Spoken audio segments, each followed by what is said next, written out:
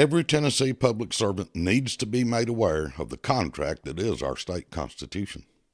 That document is a set of written hiring practices mutually agreed upon by the people in 1796. The document says who may apply to be elected, where they must live, how old they have to be, and what powers we allow them to exert, and the chains placed on them by the people they seek to work for. Thomas Jefferson said that our original document was, quote, the least imperfect and most Republican of the state constitutions, close quote, not implying a political party, but a type of government. We are, in fact, a republic, not a democracy where the winds of whim can blow liberty away as a change of direction.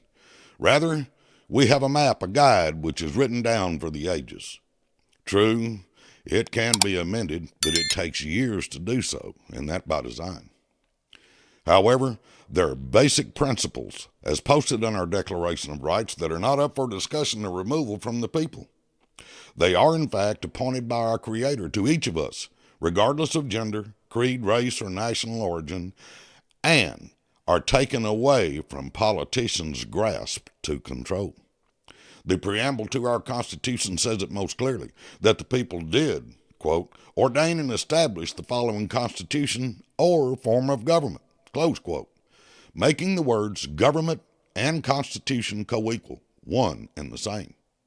And like the United States, our founders included a Declaration of Rights that they drew a wall of steel around when they said in Article 10, Section 4 of the original Constitution, quote, the Declaration of Rights hereto annexed is declared to be a part of the Constitution of this state and shall never be violated on any pretense whatever, and to guard against transgressions of the high powers which we have delegated, we declare that everything in the Bill of Rights contained and every other right not hereby delegated is accepted out of the general powers of government and shall forever remain inviolate.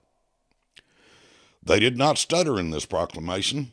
They were concise in their choice of words.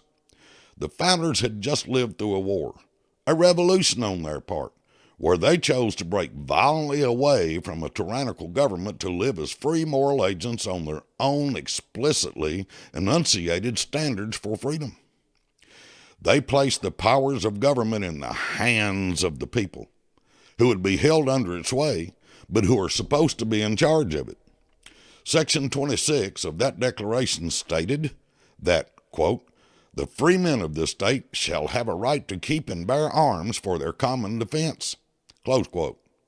Legislators are bound by their oath contained in this Constitution to not, quote, consent to any act or thing whatever that shall have a tendency to lessen or abridge the people's rights and privileges as declared by the Constitution of this state, close quote.